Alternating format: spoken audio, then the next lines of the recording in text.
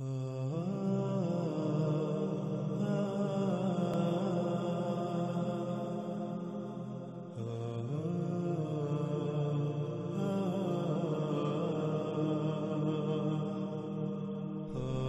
گزشتہ ایک ساتھ میں ہم دجال کو ہر پہلو سے اس طرح کھول کھول کر سامنے لا چکے ہیں کہ جس کا انکار اب کسی کے لیے بھی ممکن نہیں رہا۔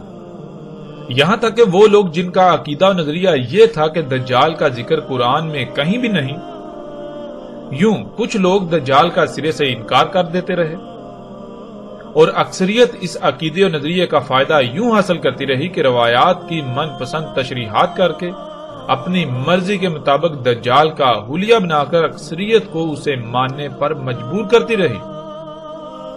کوئی بھی ان کی منچاہی تشریحات و تعویلات کے خلاف چاہ کر بھی سوچ نہیں سکتا تھا۔ اگر کوئی ایسا کرنے کی جرات کرتا تو اس پر فتووں کی بوچھاڑ کر دی جاتی۔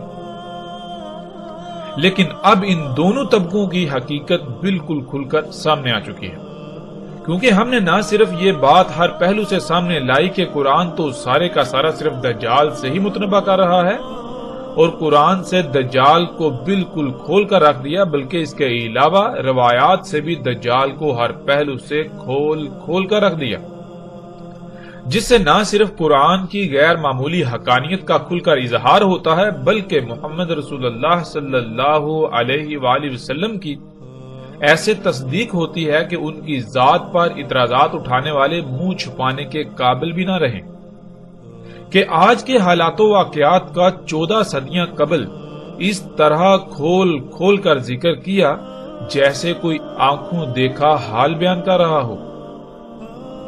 موجودہ ایجادات یہ غیر معمولی امور جن کے بارے میں آج سے چند صدیاں قبل تصور کرنا بھی محال تھا، ان ایجادات و امور کے بارے میں جس طرح کھول کھول کر آج سے 14 صدیاں قبل بیان کر دیا تھا، یہ انتہائی غیر معمولی بات ہے۔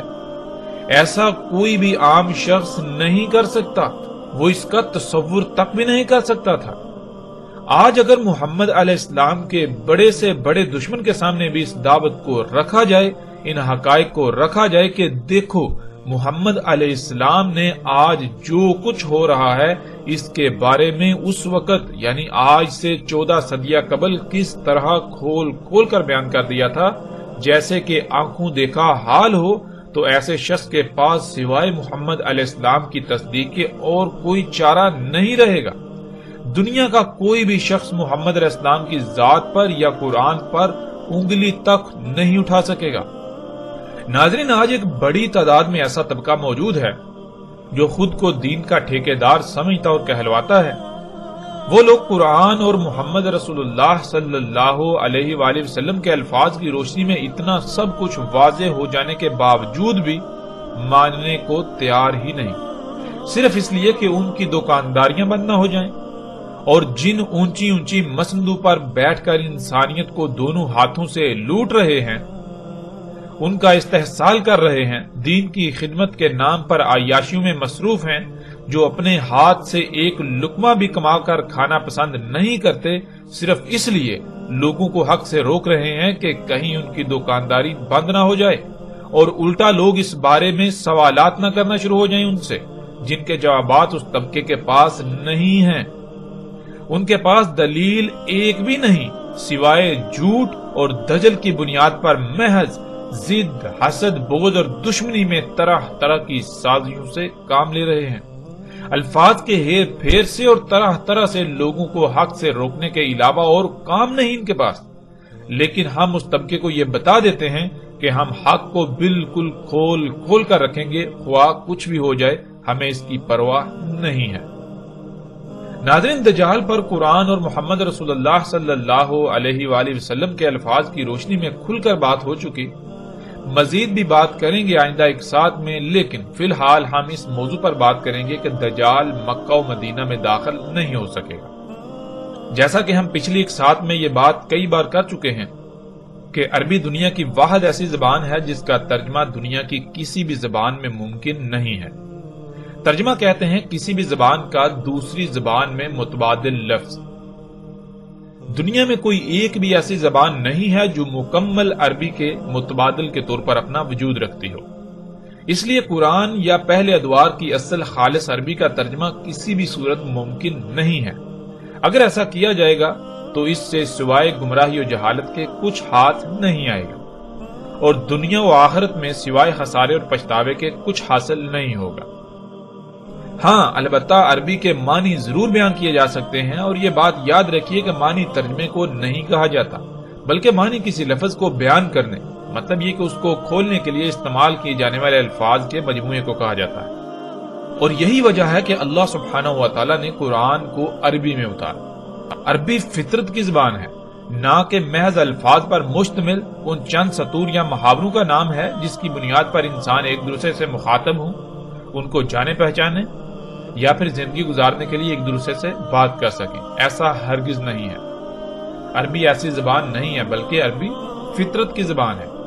مثال کے طور پر قرآن میں اللہ سبحانہ تعالیٰ نے کہا یولج اللیل فی النہار ویولج النہار فی اللیل۔ اب اس کا ترجمہ خواہ بڑے سے بڑا عرب دان کیوں نہ ہو، وہ کیسا ہی کیوں نہ کر لے، اس کا ترجمہ اس وقت تک ٹھیک نہیں ہو سکتا جب تک کہ ایک شخص جسے بے شک عربی نہ آتی ہو وہ اپنی آنکھوں سے یہ نہ دیکھ لے کہ کس طرح سے زمین کا وہ حصہ جہاں پر لیل ہوتی ہے اس کو روشنی میں لے جایا جاتا ہے، پھر اس کو اندھیرے میں لے جایا جاتا ہے، اور یہ سلسلہ مسلسل چل رہا ہے۔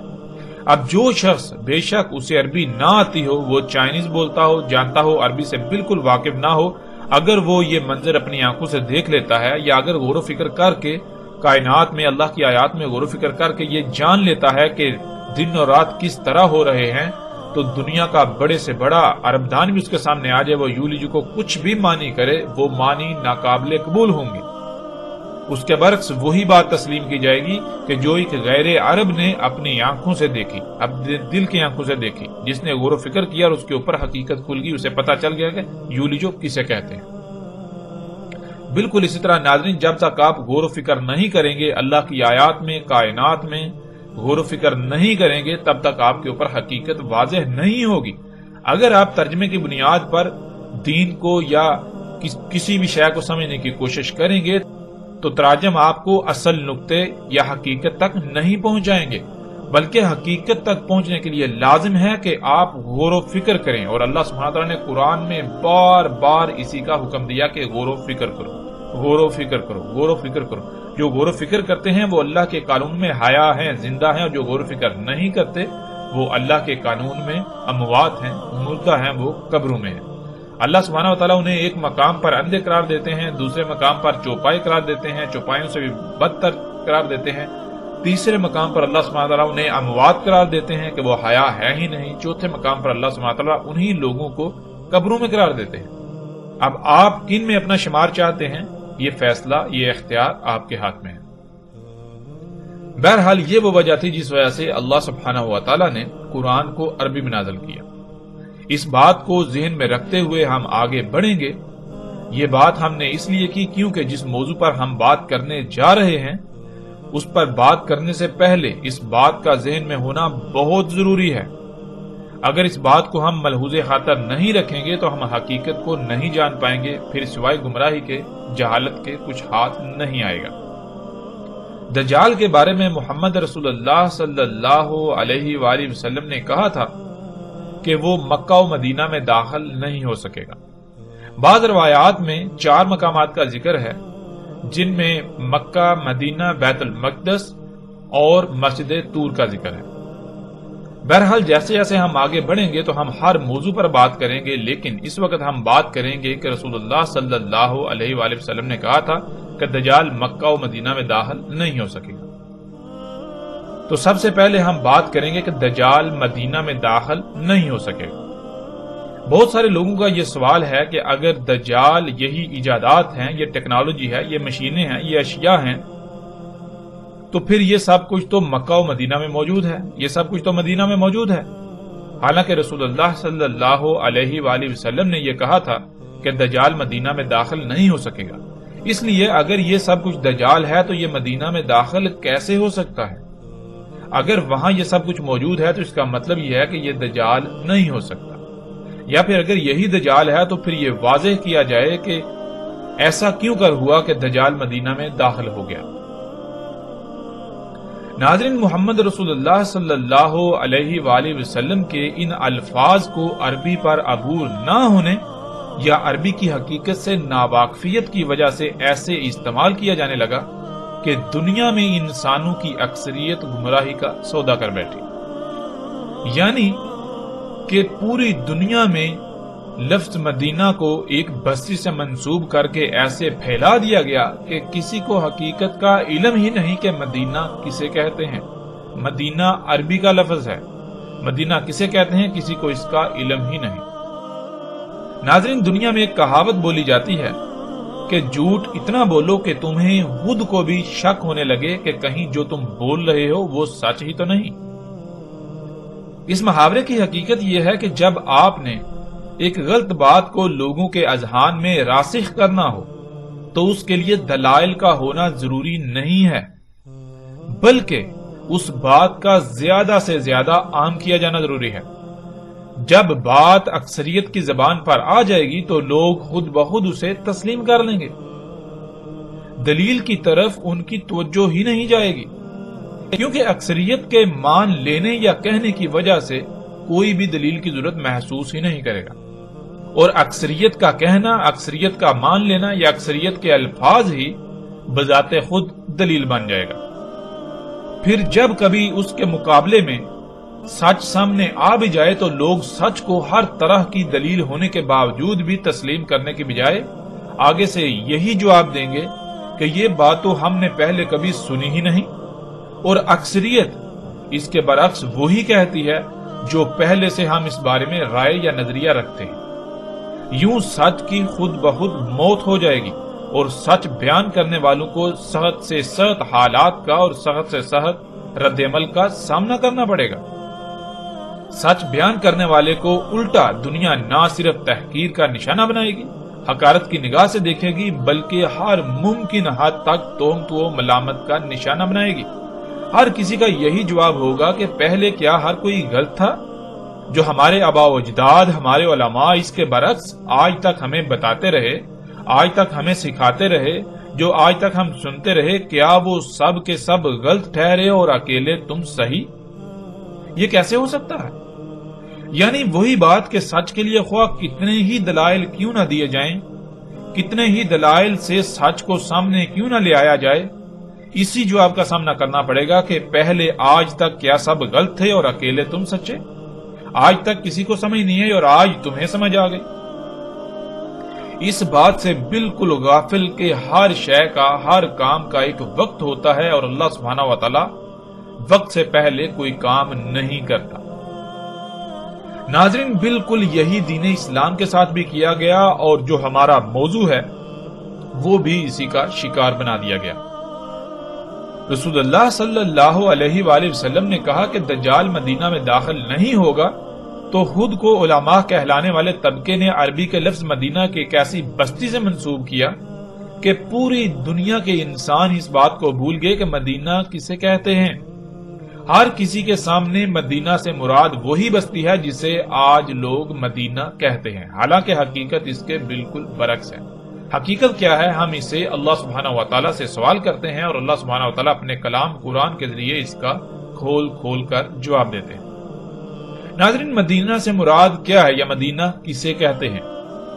جس بستی کو آج تک مدینہ بنا کر پیش کیا جاتا رہا، آیا کہ وہ واقعتاً مدینہ ہے، مدینہ تھی، یا پھر اس کی حقیقت کیا ہے، اس کا اصل نام کیا ہے، اس کو مدینہ کہا گیا تو کیوں کہا گیا، کب کہا گیا؟ ان تمام پہلوؤں پر بھی بات کریں گے ہر لحاظ سے کھل کر تفصیل کے ساتھ۔ فی الحال ہم یہ جانتے ہیں کہ مدینہ کیا ہے۔ اللہ سبحانہ و تعالیٰ قرآن میں سورہ ذاریات کی اس آیت میں کہتے ہیں، اور ہر شے سے خلق کیا ہم نے اس کا جوڑا۔ اس قانون کے مطابق لفظ مدینہ کا بھی اللہ سبحانہ و تعالیٰ نے جوڑا بنایا جو کہ اس کی ضد کریا ہے، اور قرآن میں یہ لفظ بکثرت استعمال ہوا ہے۔ آتے ہیں ناظرین لفظ مدینہ کی طرف۔ لفظ مدینہ عربی کا لفظ ہے جو مجموعی طور پر 3 الفاظ کا مجموعہ ہے، جن میں سے 2 الفاظ 2 حروف ہیں اور ایک لفظ 3 حروف پر مشتمل ہے۔ پہلا لفظ جو کہ ایک حرف ہے وہ میم، دوسرا دین تیسرا تے یا ساکت ہے۔ ان تینوں کو جب ملایا جائے تو لفظ مدینہ وجود میں آئے گا۔ عربی کے اصول کے مطابق اس لفظ کے آخر میں آنے والا حرف تے ہے کی آواز دے گا، بشرطے کہ اس کے آگے کسی دوسرے لفظ کا استعمال نہ ہو، یعنی یہ لفظ آگے کسی دوسرے لفظ سے نہ جڑ رہا ہو۔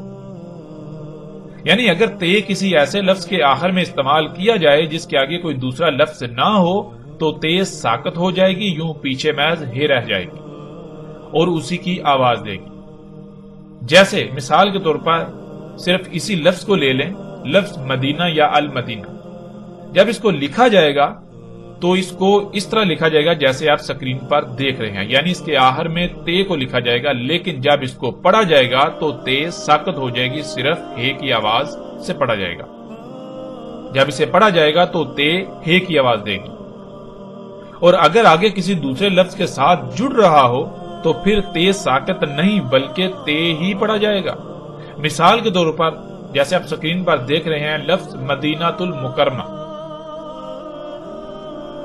یعنی کہ لفظ مدینہ اس کے آگے ایک ساتھ دوسرا لفظ جڑ گیا المکرمہ، تو اب تے جو ہے وہ ساکت نہیں ہوگی بلکہ تے ہی پڑھی جائے گی۔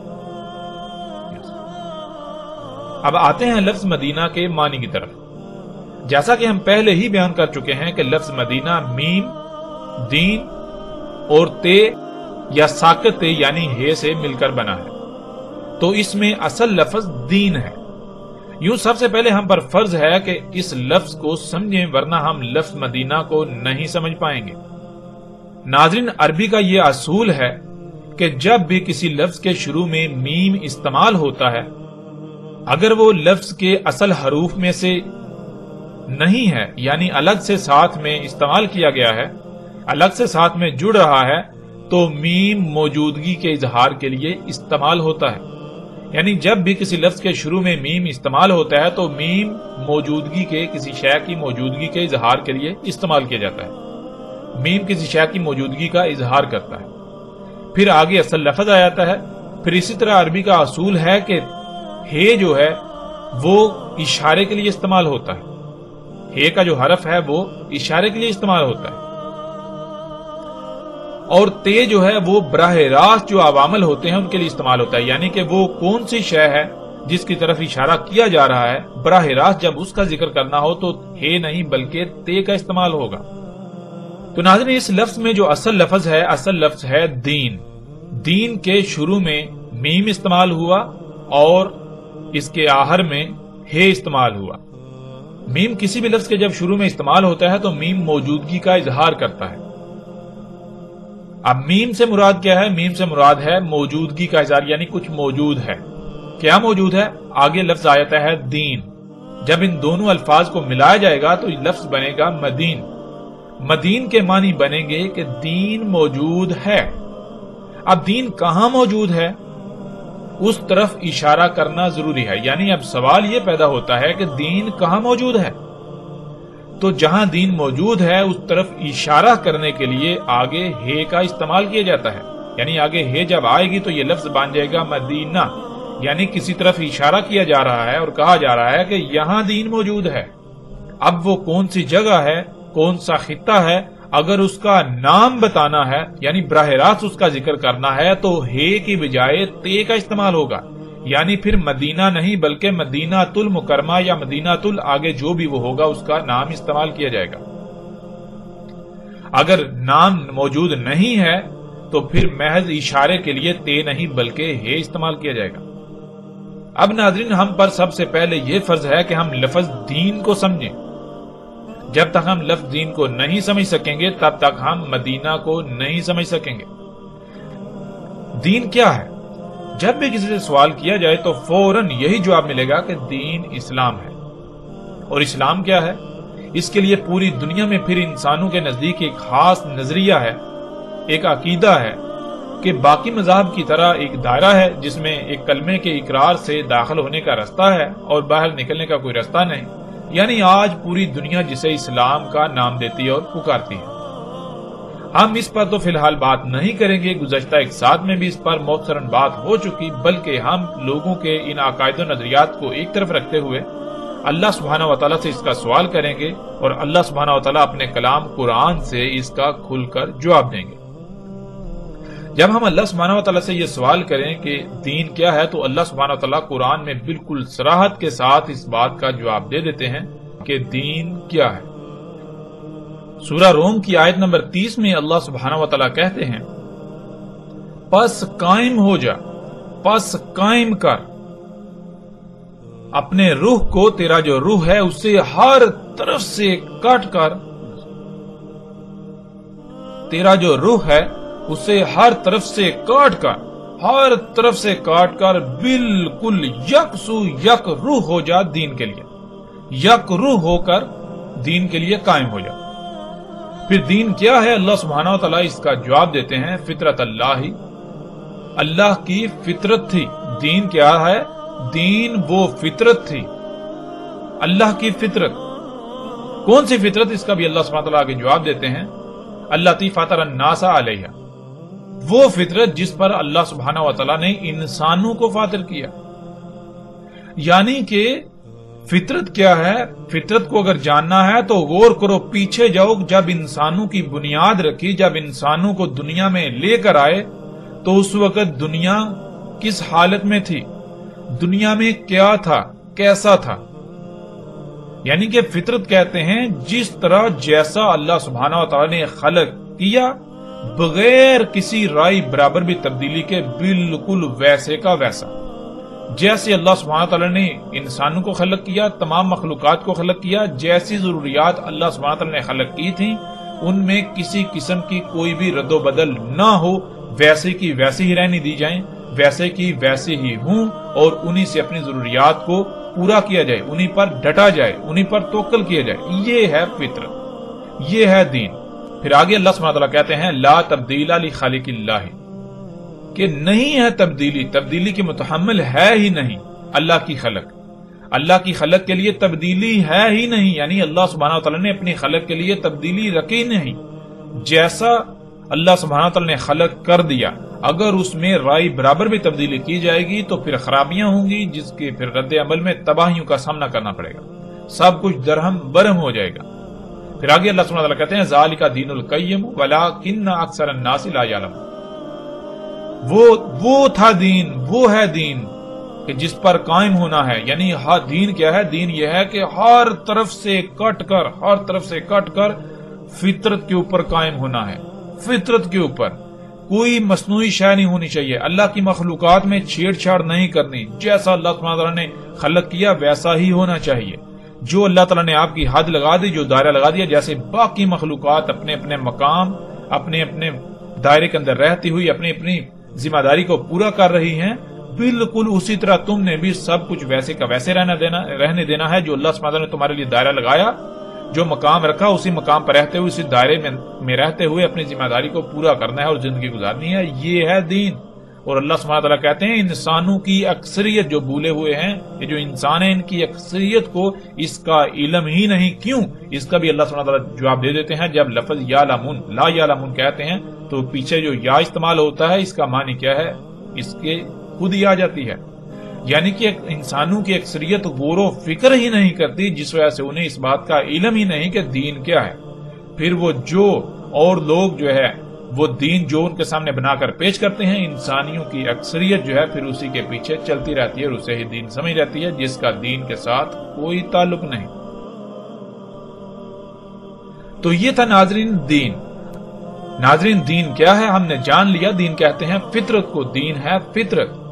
اور مدینہ یعنی کہ مدینہ کسی اس خطے، اس علاقے، اس بستی، اس مقام کی طرف اشارہ کر کے کہا جاتا ہے، اسے کہا جاتا ہے جہاں پر فطرت ہو، جو خطہ، جو علاقہ، جو بستی فطرت پر ہو، جس میں اللہ کی مخلوقات میں تبدیلیاں نہ ہوں، سب کچھ ویسا ہو، یا لوگ وہاں کے باشندے، وہاں کے رہائشی ویسا ہی چاہتے ہوں جیسا اللہ نے خلق کر دیا، یعنی فطرت پر قائم ہونا ہی ان کا مقصد ہو، وہاں کے باشندوں کا فطرت پر قائم ہونا مقصد ہو۔ تو لفظ دین کے شروع میں میم دین کی موجودگی کا اظہار کرتا ہے، یعنی دین موجود ہے۔ اور دین کیا ہے؟ دین فطرت۔ اب جب لفظ دین کے ساتھ میم لگایا جائے گا تو یہ بنے گا مدین. مدین کہتے ہیں دین موجود ہے یعنی فطرت موجود ہے. یہاں فطرت موجود ہے, فطرت قائم ہے, اور ہے اس طرف اشارہ ہوتا ہے جہاں فطرت یعنی دین موجود ہے. تو اس طرح بنتا ہے لفظ مدینہ. مدینہ کے معنی ہے وہ مکان جہاں پر اللہ کا دین قائم ہو, یعنی جہاں پر فطرت ہو, وہ مقام جو فطرت پر ہے. اور اس کا جوڑا جو کہ اللہ سبحانہ وتعالی نے قرآن میں اس کی ضد کے طور پر استعمال کیا, کئی مقامات پر اس کا ذکر آیا ہے, وہ ہے قریہ. اور پورے قرآن میں اللہ سبحانہ وتعالی نے جہاں بھی ہلاک شدہ اقوام کا ذکر کیا یا ہلاکت کا ذکر کیا, عذاب کا ذکر کیا, تو عذاب قریہ پر ہی آنے کا ذکر کیا, یعنی عذاب قریہ پر آتا ہے. کہیں بھی مدینہ پر یہ نہیں ہے کہ مدینہ پر اللہ سبحانہ وتعالی عذاب لے کر آئے. بہرحال اس پر مزید تفصیل سے آگے چل کر بات ہوگی. ناظرین, قریہ کا مادہ ہے کرا, جس کے معنی ایک شے پر کسی دوسری شے کے ٹکرانے سے رد عمل کے طور پر بلند ہونے والی آواز کو کہتے ہیں. اسی سے لفظ قریہ بنا ہے, اسی سے اقرا بنا ہے, اسی سے قرت بنا ہے, اور اسی سے قرآن بنا ہے. جیسے لفظ اقرا انسان کے سامنے کتاب پڑی ہوتی ہے یا کچھ لکھا ہوا ہوتا ہے, یعنی کہ عمل کسی بھی صورت میں کتب ہوا موجود ہوتا ہے. جب انسان کی نظر یا اس کی توجہ اس پر ٹکراتی ہے تو رد عمل کی صورت میں جو شے سامنے آتی ہے, جو علم رد عمل کی صورت میں سامنے آتا ہے, اسے اقرا کہتے ہیں. مثال کے طور پر جیسے ایک کتاب جو آپ کے ہاتھوں سے لکھی ہوئی آپ کے سامنے پڑی ہوئی ہے, جب آپ کی توجہ آپ کی نظر اس پر ٹکرائے گی تو رد عمل میں آواز پیدا ہوگی, وہ آواز بھی قرا کہلائے گی. یوں قریہ مدینہ کی ضد ہے, اور قریہ کہتے ہیں کسی ایسے گاؤں, شہر, بستی, خطے یا علاقے کو جو اللہ کے کلام یعنی اللہ کے احکامات کے سامنے اپنی آواز بلند کرے, اپنی خواہشات کو ترجیح دے. یعنی اگر اللہ کسی کام کرنے کا حکم دے رہے ہیں تو وہ اس کے رد عمل میں نہ صرف اس کا انکار کر دیں بلکہ اللہ کے مقابلے پر اپنی آواز بلند کریں کہ نہیں, ہم تو وہی کریں گے جو ہماری چاہت ہے, جو ہماری خواہشات ہیں. یعنی لفظ قریہ جو ہے یہ مدینہ کی ضد ہے, اور اس کا آسان ترین معنی یہ ہے کہ وہ بستی, وہ خطہ, وہ علاقہ جو فطرت پر نہیں ہے, جہاں پر مصنوعی ہے, جہاں پر انسان کی ضروریات مصنوعی ہیں, غیر فطرتی ہیں, جہاں کے لوگ غیر فطرتی اشیاء پر انحصار کرتے ہیں, اسے قریہ کہتے ہیں. قریہ میں بھی ہے جو ہے یہ اس طرف اشارہ ہے جہاں کے رہنے والے اللہ کے مقابلے پر اپنی آواز بلند کرتے ہیں, یعنی کہ جہاں کے رہنے والے فطرت پر قائم نہیں ہے, یا وہ خطہ, وہ علاقہ, وہ بستی فطرت پر نہیں ہے. جہاں اللہ کا دین قائم نہ ہو, یعنی وہ علاقہ, وہ خطہ جہاں فطرت کی بجائے اس کی ضد ہو, فطرت کی ضد ہو. فطرت کی ضد کیا ہے؟ مصنوعی اشیاء, اللہ کی مخلوقات میں تبدیلی کی ہوئی اشیاء. جو اللہ کی خلق ہے وہ تبدیل شدہ, اللہ کی مخلوقات ہوں لیکن تبدیل شدہ, ان میں تبدیلیاں کی ہوئی. وہاں وہ جو مقام ہوگا, وہ جو بستی, وہ علاقہ, وہ خطہ, وہ جو شہر ہوں گے, وہ جو سوسائٹیاں, معاشرے ہوں گے, انہیں عربی میں قریہ کہا جاتا ہے. اور مدینہ وہ علاقہ, وہ خطہ, وہ بستی جہاں پر فطرت ہو. ناظرین, روایات میں دجال کے مدینہ میں نہ داخل ہونے سے مراد سعودی عرب کا شہر یعنی سعودی عرب کی بستی یثرب کو لیا جاتا ہے کہ دجال سعودی عرب کے شہر جسے عربی میں بلد کہتے ہیں, جس کا اصل نام یثرب ہے, یثرب میں داخل نہیں ہو پائے گا کیونکہ وہ مدینہ ہے. یہ بالکل غلط تصور ہے, اس کا حقیقت سے دور دور تک کوئی تعلق نہیں. جسے آج مدینہ کہا اور سمجھا جاتا ہے اس کا نام یثرب ہے, یثرب تھا اور اس وقت تک یثرب رہے گا جب تک اس کا نام بدل نہیں دیا جاتا. اب سوال یہ پیدا ہوتا ہے کہ آیا وہ مدینہ ہے یا قریہ؟ تو اس کا جواب بھی بالکل واضح ہے. اگر تو وہاں اللہ کا دین قائم ہے یعنی وہ بستی, وہ خطہ فطرت پر ہے تو وہ مدینہ کہلائے گی, وہ خطہ, وہ بستی مدینہ کہلائے گی. اور اگر وہاں اللہ کا دین قائم نہیں ہے یعنی وہ فطرت پر نہیں ہے بلکہ وہاں بھی فطرت کی ضد ہے, مصنوعی اشیاء ہے, سب کچھ مصنوعی ہے, تو وہ مدینہ نہیں بلکہ قریہ ہے. ناظرین, اب سوال یہ پیدا ہوتا ہے کہ یثرب کو مدینہ کب کہا گیا؟ رسول اللہ صلی اللہ علیہ وآلہ وسلم کی مکہ سے یثرب کی طرف ہجرت کے بعد یثرب کو مدینہ کہا گیا, اور یہ بات روایات میں بالکل صراحت کے ساتھ موجود ہے. جیسے ہی ہم آگے بڑھیں گے تو وہ روایات بھی ہمارے سامنے آئیں گی. جن میں رسول اللہ صلی اللہ علیہ وآلہ وسلم نے ہجرت سے پہلے بالکل واضح نہ صرف اسے یثرب کہا بلکہ یثرب کو ام القریہ قرار دیا، یعنی جو بھی آس پاس کی قریہ ہیں ان کی ماں قرار دیا، ان کی جڑ قرار دیا۔ اب سوال یہ پیدا ہوتا ہے کہ یثرب کو مدینہ کیوں کہا گیا؟ رسول اللہ صلی اللہ علیہ وآلہ وسلم کی مکہ سے یثرب ہجرت سے پہلے یثرب میں اللہ کا دین قائم نہیں تھا، یعنی فطرت نہیں تھی، اگر تھی تو اس میں تبدیلیاں کی جا رہی تھی۔ مثلا جیسے ہم غور کریں تو صحیح مسلم میں ایک روایت ہے کہ جو 3 مختلف راویوں کی چین سے آئی ہے، اس میں یہ بات بالکل واضح ہے کہ جب رسول اللہ صلی اللہ علیہ وآلہ وسلم مکہ سے ہجرت کر کے یثرب جا رہے تھے تو یثرب کی حدود میں جب داخل ہو رہے تھے تو لوگوں کو دیکھا کہ وہ کھجور کو پیوند کر رہے ہیں، گابا کر رہے ہیں، یعنی اس وقت کے تقاضے کے مطابق جیسے آج بیجوں میں، فصلوں میں سائنسی طریقوں سے مداخلت کی جاتی ہے زیادہ پیداوار کے حصول کے لیے، جلدی اگانے کے لالچ میں، زیادہ اگانے کے لالچ میں، بالکل اس وقت کے تقاضے کے مطابق انسان جو چھیڑ چھاڑ جو تبدیلی کر سکتا تھا وہ تبدیلیاں کی جا رہی تھی، جسے گابا یا پیوند کہتے ہیں۔ تو رسول اللہ صلی اللہ علیہ وآلہ وسلم نے یہ سوال کیا، پوچھا کہ یہ تم کیا کر رہے ہو؟ تو آگے سے جواب ملا کہ ہم زیادہ فصل کے حصول کے لیے ہم اسے گابا کر رہے ہیں، پیوند کر رہے ہیں۔ تو رسول اللہ صلی اللہ علیہ وآلہ وسلم نے انہیں روک دیا۔ پھر جب سال کے بعد فصل زیادہ نہ ہوئی، فصل کم ہوئی، تو لوگوں نے یہ شکایت کی کہ یا رسول اللہ صلی اللہ علیہ وآلہ وسلم آپ نے روک دیا تھا، گابا کرنے سے منع کر دیا تھا، اس وجہ سے ہماری فصلیں جو ہیں وہ کم ہوئی اور دیکھنے میں بھی وہ بلی نہیں ہے، اچھی نہیں ہے۔ تو جواباً رسول اللہ صلی اللہ علیہ وآلہ وسلم نے کہا کہ تم دنیاوی امور کے بارے میں علم رکھتے ہو، میں دین کا علم رکھتا ہوں۔ اب اس سے مراد یہ لے لیا گیا، یہ جو علماء ہیں یا یہ جو طبقہ ہے انہوں نے اس سے مراد یہ لے لیا کہ دین الگ شے ہے اور دنیا الگ شے ہے، اور دنیاوی امور جو ہیں ان میں جو جی چاہیں کریں، ان میں کوئی روک ٹوک نہیں، اور دین جو ہے اس میں چھیڑ چھاڑ نہیں کی جا سکتی، ان میں تبدیلی نہیں کی جا سکتی، اس میں اپنی مرضی نہیں کی جا سکتی۔ اور دین کسے کہتے ہیں؟ جس کا دین کے ساتھ کوئی تعلق نہیں۔ حالانکہ حقیقت کیا ہے ناظرین، جب آپ غور کریں تو حقیقت آپ کے بالکل سامنے آ جائے گی۔ حقیقت کیا ہے کہ آپ غور کریں کہ جب محمد رسول اللہ صلی اللہ علیہ وآلہ وسلم مکہ سے یثرب جا رہے ہیں اور انہوں نے جب دیکھا یثرب میں کہ کھجوروں کو پیوند کیا جا رہا ہے، تو کیا رسول اللہ صلی اللہ علیہ وآلہ وسلم کو یہ نہیں علم تھا کہ یہ کیا جا رہا ہے؟ کیا وہ سب کچھ مکہ کے اندر نہیں ہو رہا تھا؟ مشرکین مکہ اپنی کھجوروں کو پیوند نہیں کرتے تھے؟ کیا مکہ کے اندر کھجوروں کے باغات نہیں تھے؟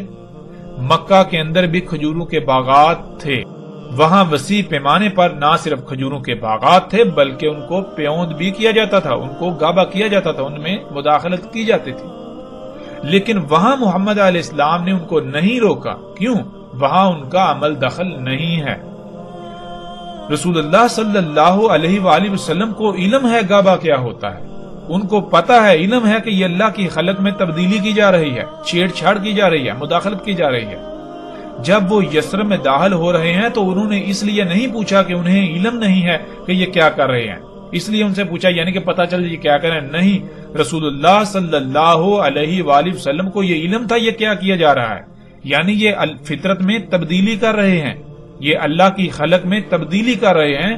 تو رسول اللہ صلی اللہ علیہ وآلہ وسلم نے سوالیہ انداز میں پوچھا، جیسے مثال کے طور پر ایک بچہ غلط کام کر رہا ہو تو آپ اسے غصے سے سوالیہ انداز میں پوچھیں گے، کہیں گے کہ یہ کیا کر رہے ہو؟ بالکل اسی طرح رسول اللہ صلی اللہ علیہ وآلہ وسلم نے کہا کہ یہ تم کیا کر رہے ہو؟ تو آگے سے جواب دیا گیا کہ ہم گابا کر رہے ہیں زیادہ فصل کے لالچ میں۔ تو رسول اللہ صلی اللہ علیہ وآلہ وسلم نے کہا کہ اگر تم یہ نہ کرو، اگر یہ تم نہ کرتے تو اس میں تمہارے لیے خیر ہے، اور رسول اللہ صلی اللہ علیہ وسلم نے انہیں روک دیا، منع کر دیا۔ اب کیا رسول اللہ صلی اللہ علیہ وسلم کو یہ نہیں علم کہ وہ جب خود کہہ رہے ہیں کہ زیادہ فصل کے حصول کے لیے، اچھی فصل کے لیے ہم گابا کر رہے ہیں، جب نہیں کیا جائے گا تو ظاہر ہے فصل اچھی نہیں ہوگی، فصل زیادہ نہیں ہوگی۔ جیسے مثال کے طور پر آج اگر کسی کو زمین میں کھادیں ڈالنے سے روکا جائے، کیمیکلز اور یہ جو عناصر ہیں جو زمین کو اگانے پر مجبور کرتے ہیں، یہ ڈالنے سے روکا جائے تو کیا روکنے والے کو یہ نہیں پتا کہ یہ کھاد ہے، یہ کیمیکلز ہیں؟ ظاہر ہے علم ہوگا تو روکے گا نا۔ کیا اسے نہیں پتا کہ ان کیمیکلز، ان کھادوں سے فصل دیکھنے میں بہت اچھی ہوتی ہے، زیادہ ہوتی ہے؟ اسے علم ہے، سب کو علم ہے۔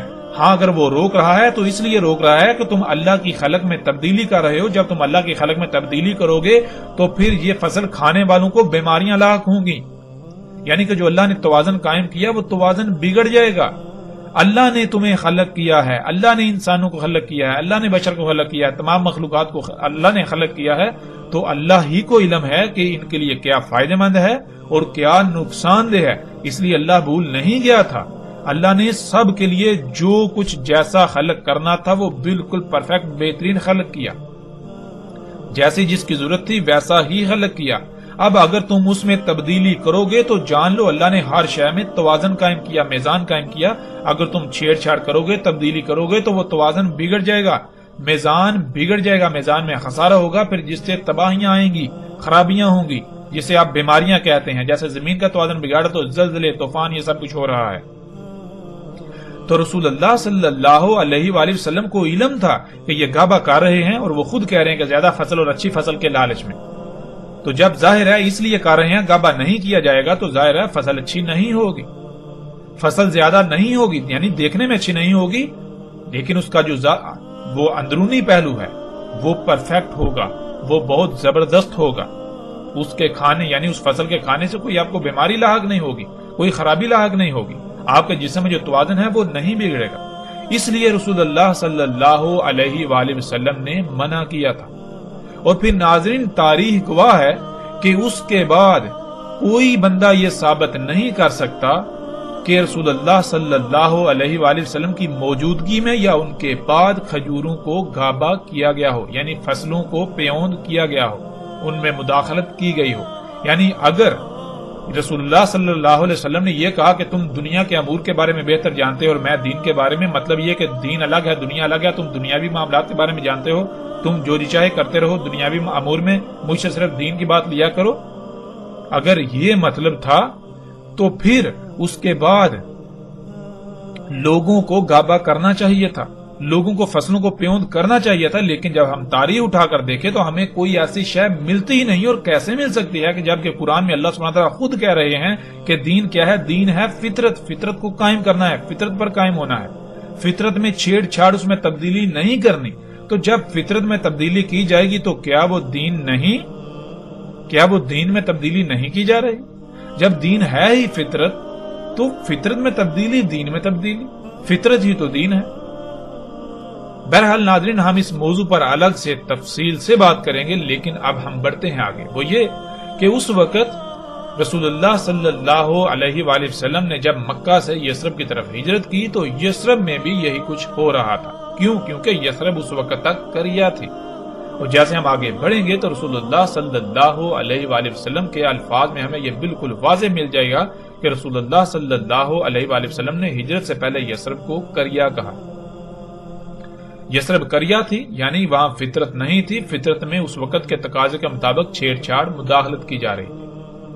اور جب رسول اللہ صلی اللہ علیہ وآلہ وسلم نے وہاں ہجرت کر کے چلے گئے، یعنی وہاں دین قائم ہو گیا، یعنی لوگوں کو فطرت میں چھیڑ چھاڑ سے روک دیا، وہاں فطرت ہر طرح یعنی فطرت قائم ہو گئی، ہر لوگ فطرت پر قائم ہو گئی، وہاں فطرت ہی تھی، تو تب اسے مدینہ کہا گیا۔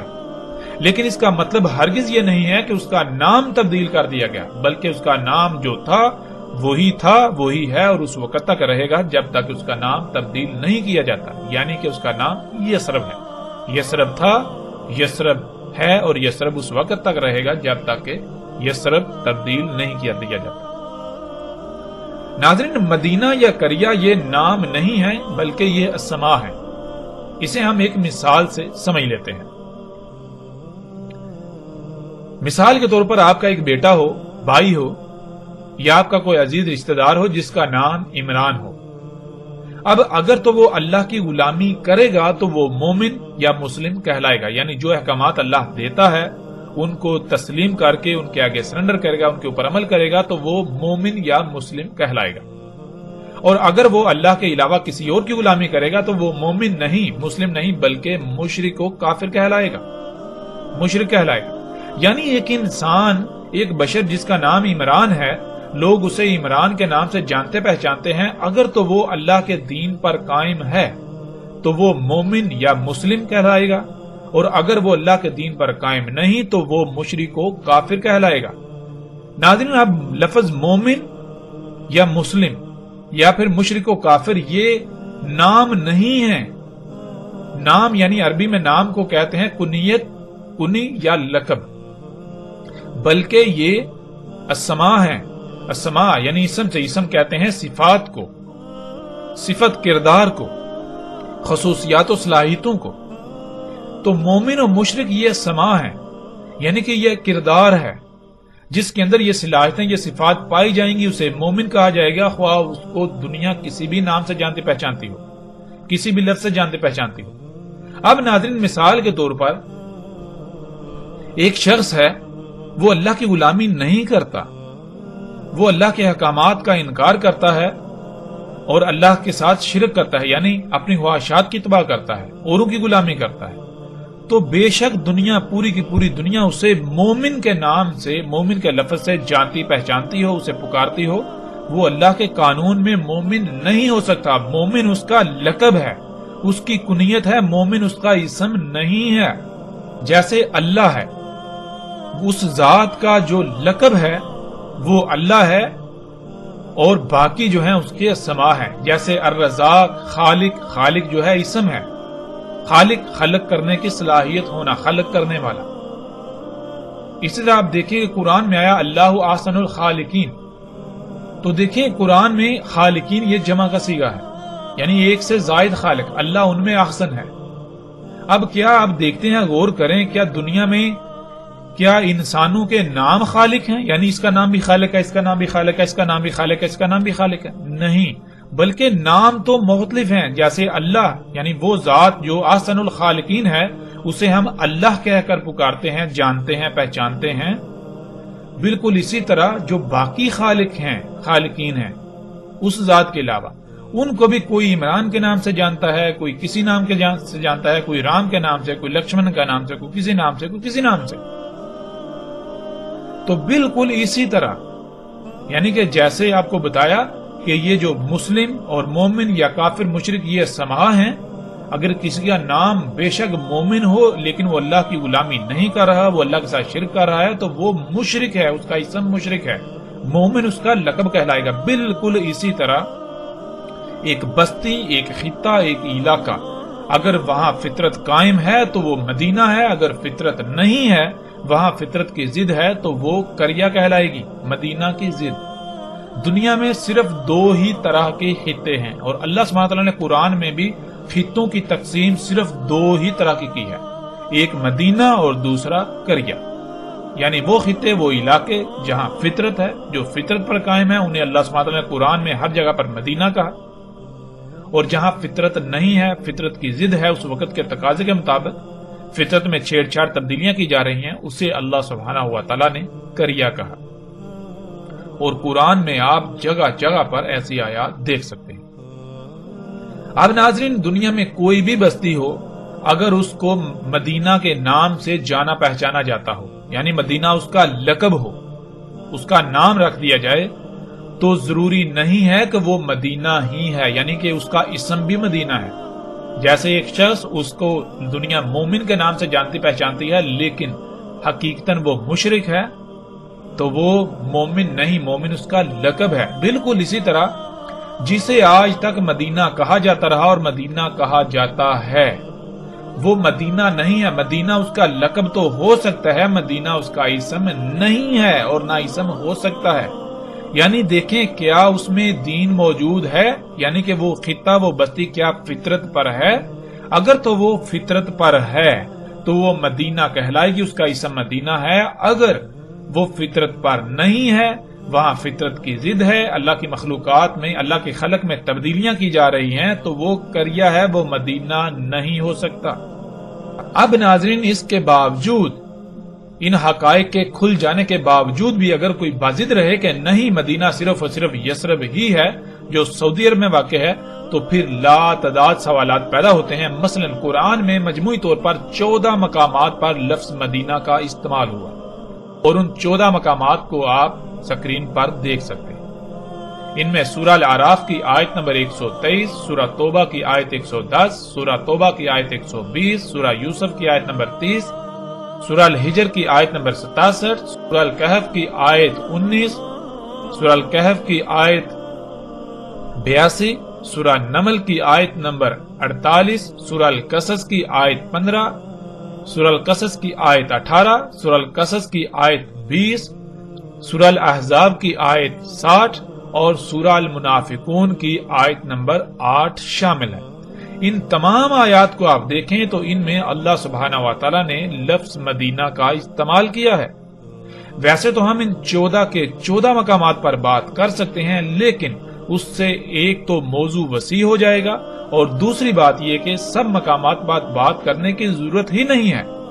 اس لیے ہم صرف ان چند مقامات پر بات کریں گے جو نہ صرف ہمارے موضوع کا احاطہ کریں بلکہ حق بالکل کھل کر سامنے آ جائے۔